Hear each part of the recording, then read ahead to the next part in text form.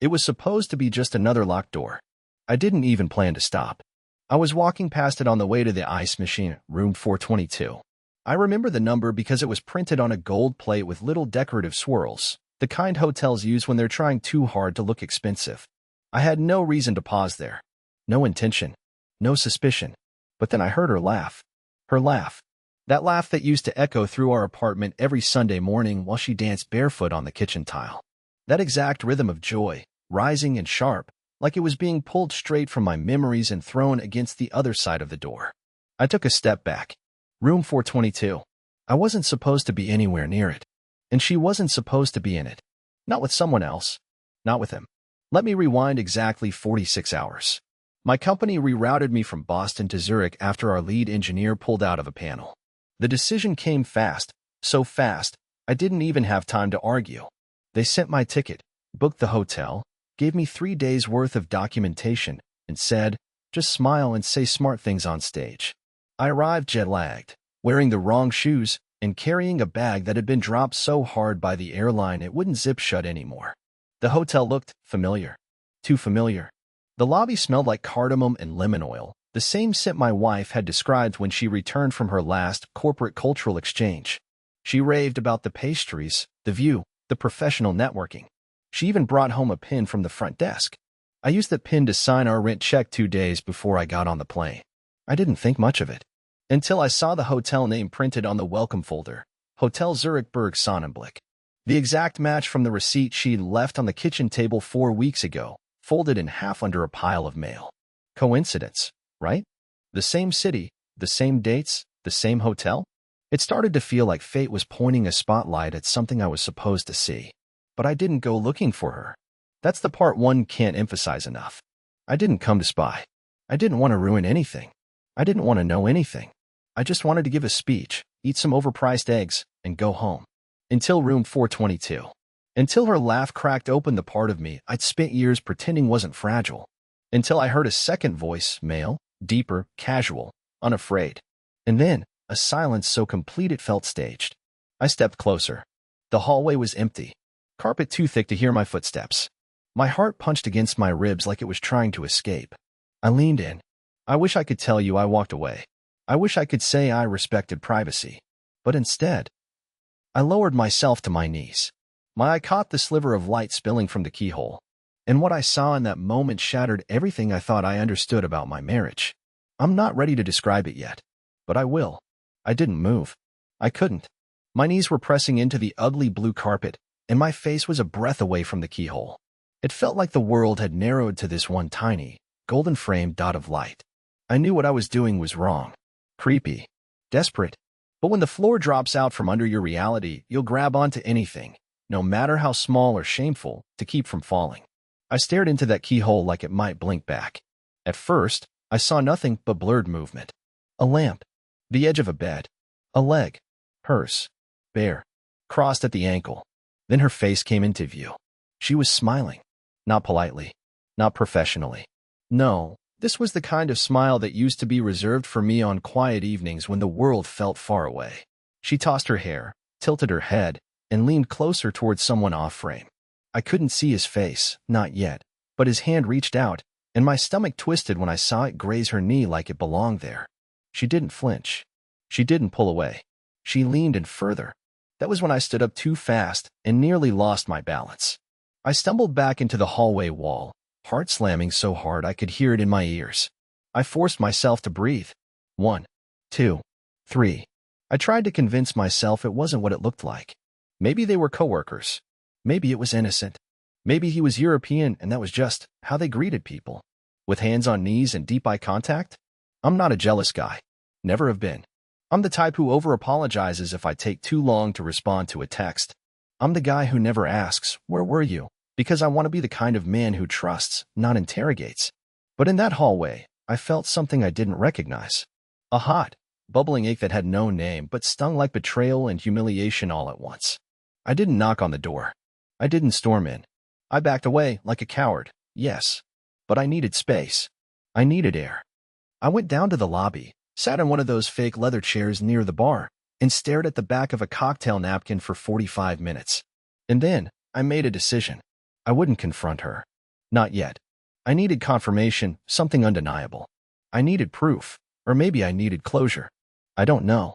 I just couldn't go back to our shared life back home without answers. So I went back to the front desk and asked to change my room. Anything on the 4th floor, I said, but a few doors down from 422. The receptionist didn't ask questions. Gave me room for 18. Just like that. A keycard. A fresh towel. And now, apparently, a front row seat to whatever my wife was doing just a few steps away. I barely slept that night. Every creak of the hallway, every distant door click sent a jolt through me. I kept imagining them laughing, whispering. I kept wondering if she texted me out of guilt or out of habit. Because yes, she sent a miss you that night, followed by a photo of a cappuccino and the caption Swiss mornings, smiley face, like nothing was happening. Like I didn't exist just a few doors down. At 6 in the morning, I finally worked up the nerve to do something insane. I ordered breakfast and had it delivered to her room. Surprise her, I told the room service guy. She's my wife. Say it's from her husband who loves her.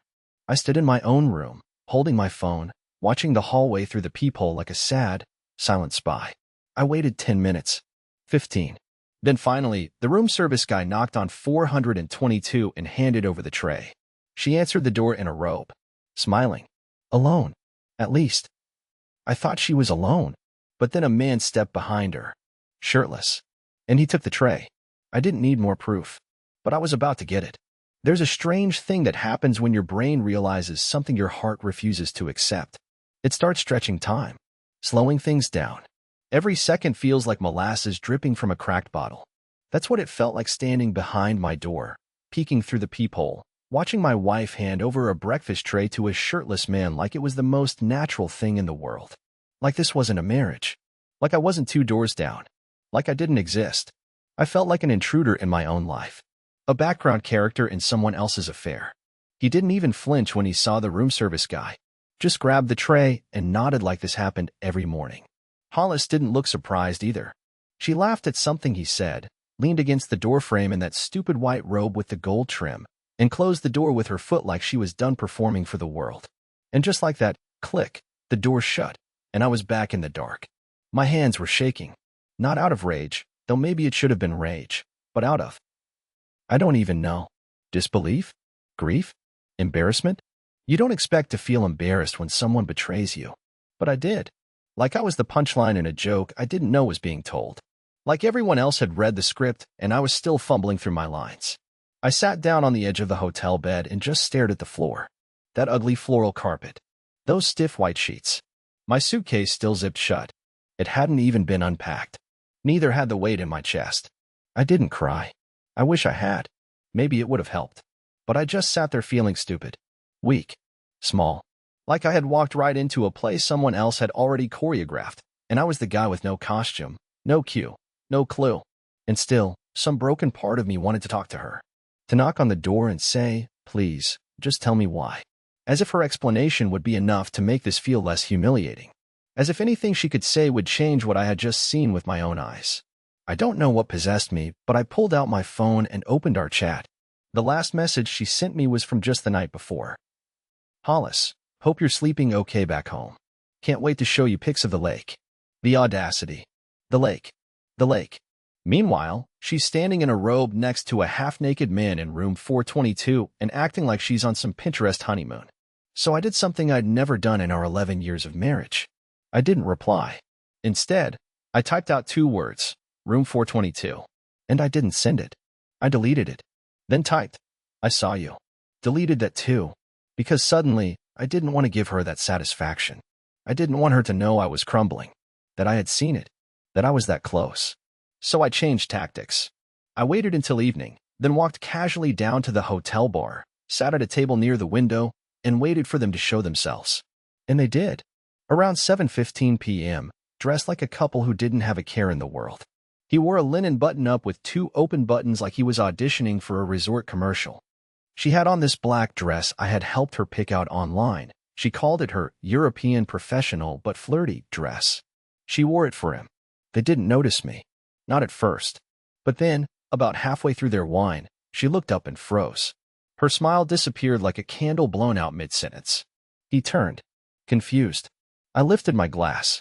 and her eyes widened like she'd seen a ghost. I didn't say a word. I stood up, walked straight past them, and dropped something onto the table between their wine glasses. The same pin she brought home from this hotel weeks ago. She stared at it like it was a bomb. He looked at her. "Who's that?" She couldn't answer. I walked away without turning around. But I wasn't finished. The air in that bar changed the moment I walked out. I didn't look back. I didn't need to. Her face, when she saw me, was etched into my memory like a brand. She looked like she'd seen death. Not horror, not guilt. Fear. That's what hit me the hardest. She wasn't sorry. She wasn't ashamed. She was scared of what I knew, of what I might do, of how exposed she'd suddenly become, as if for a moment she thought this affair existed in a vacuum, and now the walls had collapsed. I made it to the elevator and hit the button for the 4th floor. My hands were steadier now. I wasn't shaking anymore. I wasn't even thinking. I felt like I was floating, like someone else had taken over my body, and I was just observing from somewhere deep inside. And the strange part? I wasn't angry. Not in the way people imagine it. I wasn't boiling or roaring or plotting revenge. I was empty. Like someone had scooped me out and left the shell behind to walk the halls of that hotel. When I reached my room, I didn't go in. Instead, I walked back to room 422 and stood outside it in silence. I didn't knock. I didn't press my ear against the wood. I just stared at the numbers. I wanted to tear them off the door. I wanted to hear the metal ping across the hallway as they hit the floor. But I didn't do anything. I slid the hotel pin I'd picked up from our apartment days ago into the keycard slot on their door. It didn't open, of course, but the gesture made me feel like I'd scratched something into their lives that couldn't be erased. A mark that said I was here. I saw. I know. Back in my room, I sat on the floor and opened my laptop. I wasn't sure why I did it at first. Maybe part of me just needed distraction. Maybe it was the echo of some plan that hadn't yet reached the surface of my thoughts. But I logged into our shared cloud account, the one she rarely used but kept linked to her phone. And that's when everything began to spiral. Because there were photos. Not many, but enough. One stood out, a mirror selfie taken just the day before in the hotel room. She wore the robe, same one I saw her in that morning. But in the reflection, behind her, he was lying on the bed, shirtless, reading something on his phone, completely unaware of the picture being taken. She had captioned it "Zurich Nights Dizzy" and sent it to someone, but not to me. I clicked the metadata. It was automatically stored in the cloud. There it was: location, time, and most importantly, upload path. She had sent it through a hidden message folder I didn't know existed on her app. A hidden chat with a name I didn't recognize, GR. Who the hell was GR? I searched through the files. Only 3 other images. 2 were screenshots of flight itineraries. The last one was a picture of a bracelet. Not just any bracelet, my anniversary gift to her last year. The one with the tiny engraving on the inside, "Forever isn't long enough." She had taken a photo of it beside a champagne glass and sent that too. I sat there staring at the screen, feeling smaller than I've ever felt in my life. It wasn't the cheating itself that crushed me. It was the effort behind it. The rehearsed deception. The secret folder. The smug photos. This wasn't a mistake. This was curated. I stared at the screen for an hour before it hit me. I didn't know if I was angrier at her for cheating, or at myself for loving someone so thoroughly that I hadn't seen it coming. A knock came at my door. I didn't move. Another knock. I stood slowly, quietly, and approached. Then her voice: "Lyle, please open the door." I didn't speak. "Please," she whispered, "I can explain." "No, you can't," I thought. "Not this time." And then, behind her voice, I heard his. Muffled. "Do you want me to go down to the lobby?" She hissed something at him. Probably thought I couldn't hear. But I did. And it broke something final in me. I unlocked the door. And instead of opening it, I placed the pin back into the hallway, right at her feet. Closed the latch. And turned the light off. I don't know how long I stood in the dark after that. Maybe minutes, maybe an hour. Time didn't seem to move anymore. I was still in that hotel room, but my mind felt like it was nowhere, floating somewhere between disbelief and clarity, drifting in a space where every piece of my marriage was now exposed under a cold, fluorescent light. That pin, the one I had left just beyond the crack of the door, suddenly felt heavier than anything I'd ever given her. It used to sit in our kitchen drawer, tucked beside the coupons and the keys to a mailbox we never used. Now, it was a weapon, a message, a mirror. She didn't knock again. Not that night, and not the next morning either. By the time the sun rose over the mountains outside the hotel, I'd already packed my bag. I had no plan, no return flight, nothing, really. But I knew I couldn't stay in that room. I couldn't walk past room 422 again and pretend I didn't know what was happening inside. So I dragged my suitcase to the lobby, canceled the rest of my booking, and checked into a smaller hotel across the street. Nothing fancy, just something with clean sheets and a view that didn't make my skin crawl. I sat in my new room staring out the window at the building I had just left. I wondered if she was awake yet, if she was lying in bed with him, still pretending I didn't exist, if she had even told him who I was. Or worse, what if he already knew? What if he knew she was married and just didn't care? That idea gutted me more than I expected. That someone else saw my marriage as disposable and she agreed. By noon, I got my answer. An email popped up on my screen. Subject line, "Can we talk? Please." No name. Just that. I clicked on it even though I told myself I wouldn't. Hollis. Lyle, I don't even know where to begin. I didn't mean for it to happen like this. You weren't supposed to be here. Please don't do anything irrational. Can we just sit down and talk? Not in the hallway. Not like that. I know you're hurt. I know I messed up. But it's more complicated than you think. More complicated. That phrase. I stared at it for so long I started seeing patterns in the letters. What was complicated, exactly? The lie? The affair? The fact that she brought another man into our anniversary city and wore the dress I bought her? The fact that she kissed me goodbye at the airport like we were still us? I didn't respond, but I did keep watching. From my new hotel window, I had a perfect view of the front entrance to hers. I watched her leave at 3 p.m., alone. She was wearing sunglasses, even though the sky was overcast. She walked fast, nervous. She kept checking her phone. She passed my hotel and didn't even glance at it. Then, an hour later, she came back with him. They were arguing. Not loudly, but enough. I could tell by the way she gestured, quick and sharp. He kept shaking his head, then laughing, like he didn't believe whatever she was saying. She looked over her shoulder once, toward my hotel, I think. Then they disappeared inside. That evening, I went for a walk. Zurich's old town is beautiful. Narrow cobblestone streets, buildings older than the country I came from, and little cafes glowing like lanterns in the twilight. I wandered for hours. Didn't buy anything. Didn't take pictures. Just walked, letting the cold settle into my jacket. Letting the city pull me away from everything I didn't want to face. And then, just past a bridge, I saw them again. Sitting outside a wine bar like nothing had happened. Like they weren't part of a catastrophe. She was laughing again, her hand on his wrist, sipping wine and tilting her head like a woman completely unburdened. I stood across the street and watched. She didn't see me, but he did. And for a second, just 1 second, he stared at me like he recognized me. Like he knew exactly who I was. And then he smiled. He smiled at me. I turned around and walked away, my chest so tight I thought I might black out. I didn't sleep that night. Not because I was hurt, but because I knew something now. This wasn't just a betrayal.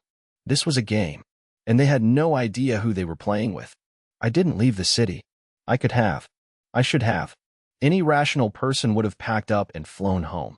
Maybe called a lawyer. Maybe told their family. But I didn't. I stayed. And for the first time in my life, I started noticing how quiet revenge can be. Not the dramatic, shouting kind. Not the kind that smashes things or ends up in handcuffs. No. I'm talking about the quiet kind. The kind where you just stop playing your role.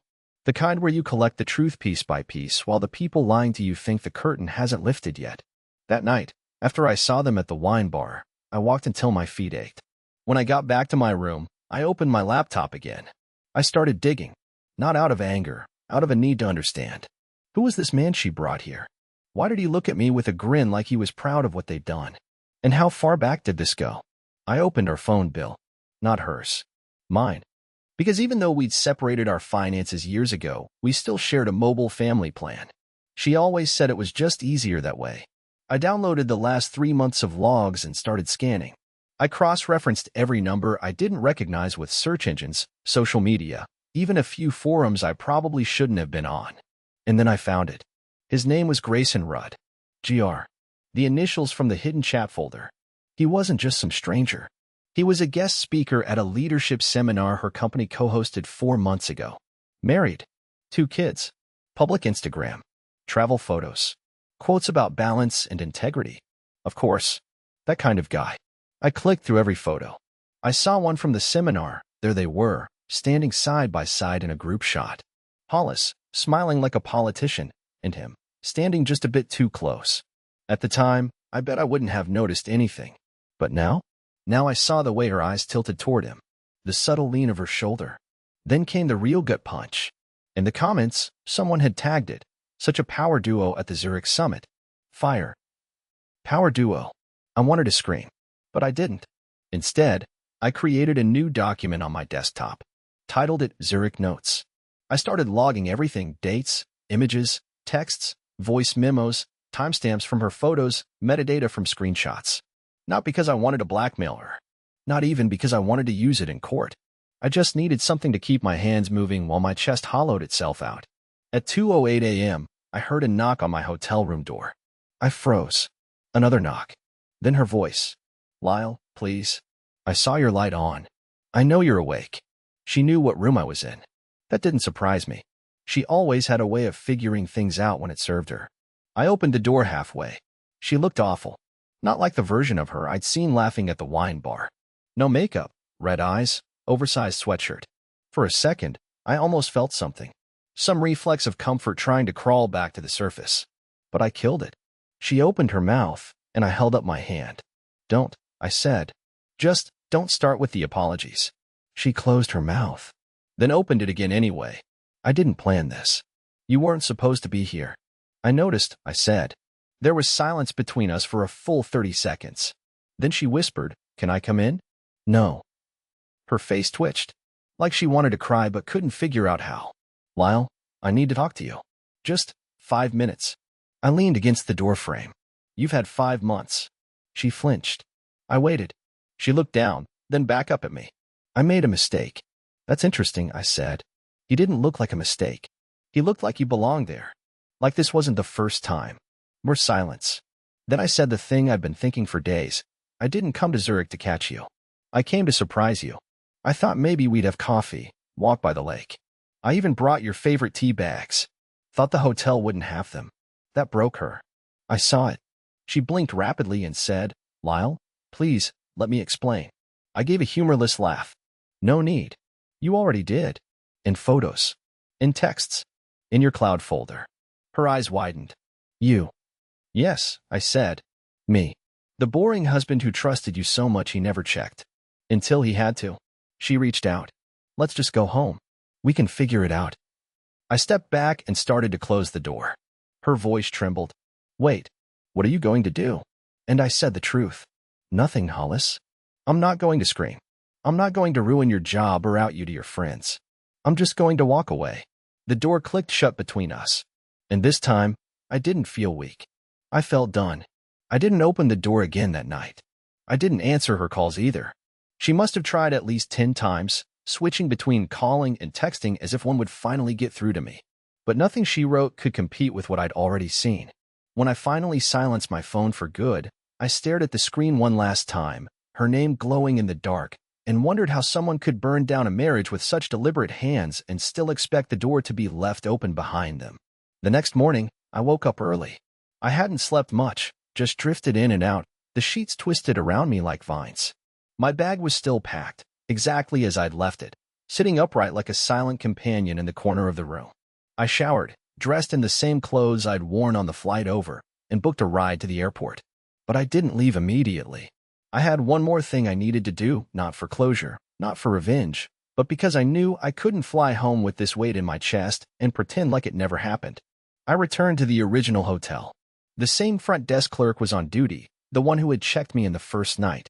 He gave me a polite nod, the kind that hotel staff perfect over time, warm enough to seem friendly, vague enough to pretend they haven't seen you unravel over the course of several days. Back again, Mr. Stratton? He asked. I smiled flatly. Just passing through. I walked to the bar, ordered a coffee, and sat at a table near the window. It was early, still quiet, only a few travelers heading out with suitcases and tired eyes. I waited. I didn't know what for exactly. Maybe I wanted to see if she'd leave the building with him again. Maybe I was waiting for some moment of clarity to appear outside that window, disguised as a stranger with a suitcase. Or maybe I was just saying goodbye to the version of myself who had believed love was a shield against betrayal. But I didn't have to wait long. At 9:12 a.m., the elevator doors opened. She stepped out first. Alone. Dressed for a meeting, sharp blazer, hair pinned up, makeup careful and composed. You wouldn't have known she'd spent the previous night pleading behind a door if you hadn't seen it yourself. She walked to the concierge, asked for a cab, and stood by the glass doors, checking her reflection as if nothing in her life had shifted. But it had. When her car pulled up, she climbed in without ever looking behind her. I watched the cab disappear into the Zurich traffic. She never knew I was there. And for the first time since I arrived, I smiled. Not because I felt triumphant. There was no satisfaction in any of this. Only stillness. That quiet kind of stillness you feel after a storm rips through your house and you realize the roof is gone, but somehow you're still standing. That's when I took out my phone, not to call her, not to reply, but to forward everything. The photos, the texts, the call logs, all of it. I sent them to myself, to a separate email, to a lawyer back home I hadn't spoken to in 2 years but who once joked that he hoped I'd never need him. Then I did one more thing. I typed out a message. Short, simple, no drama. To Hollis. I won't be home when you return. I won't leave a note. You already wrote it yourself. I pressed send. Then I deleted her number. Not blocked. Deleted. Because I didn't want a record of her voice in my phone anymore. I didn't want her name popping up during some idle Tuesday a year from now, reminding me of the man who sat in a hotel room trying to understand how 11 years could be undone in 4 days. I walked out of the hotel, stepped into a cab of my own, and headed for the airport. On the way, the driver asked if I was in town for business or pleasure. I paused for a moment. Then I said, neither. Just learning how to let go. And this time, I meant it. The flight home felt different. Not just because I had an empty seat next to me or because the coffee was too bitter, but because I didn't feel like the same man who boarded the plane days before. The man who'd flown out was still married in his heart, still hopeful, still believing in the promises made in kitchen light and whispered dreams. The man flying back? He was tired, but he was free. When the plane touched down, I didn't rush. I moved like someone who'd shed something heavy without even realizing it. I walked through the terminal, through customs, past the gate where she once hugged me before her trip and said, "Don't get too lonely without me." I smiled at the memory, not with bitterness, but with a strange sense of closure. She had no idea just how alone I'd felt, long before Zurich. I didn't go home. Not to the apartment we shared. I had a friend, Jared, who offered me his guest room the second I told him I needed space. Jared was the kind of guy who didn't ask for details. He just handed me a spare key, said, "Whatever you need, it's yours," and meant it. I stayed there for a few weeks. Long enough to catch my breath. To think. The divorce moved fast. Surprisingly fast. She didn't contest. Maybe she knew better than to try. We split what needed to be split. Sold the apartment. Closed the joint accounts. And just like that, the woman who once planned baby names with me vanished from my life like fog burning off under morning sun. But here's the part one didn't expect. It didn't break me. Sure, there were nights where the silence felt unbearable. Mornings where I reached for my phone and had to remember she wasn't there. But slowly, that space, the one she left behind, started filling with new things. I started running. Not far, just around the park near Jared's place. I was terrible at it, but it helped. Each step felt like peeling away layers of pain. I read books I'd forgotten I owned. I cooked meals that didn't come in boxes. I even signed up for a photography class, something I'd always said I'd do someday. And then one day, during a walk downtown, I ran into someone. Her name was Delia. She was standing outside a bookstore, arguing with a parking meter that wouldn't take her card. I helped her out, we laughed, we talked. Nothing dramatic. No movie scene. Just honest. Gentle. Real. We got coffee the next day. Then lunch a week later. She never asked too much. She never pushed. And she never once made me feel like I had to perform for her attention. It's been almost a year now. I live in a small townhouse with creaky floors and a backyard filled with sunflowers. I still keep the pin from Zurich in a drawer, not out of nostalgia, but as a reminder of who I used to be and what I refuse to become again. The weak version of me died in that hallway. And from his ashes, a quieter, calmer, stronger man emerged. Hollis emailed once. Just once. Subject line, "I saw your photo. You look happy." I didn't reply. Because I was. I am. Sometimes the people who break us do us the greatest favor without knowing it. They set us free. And somewhere out there, she still thinks she got away with it. But the truth is, she lost me in the quietest, most permanent way possible. And I'm finally okay with that.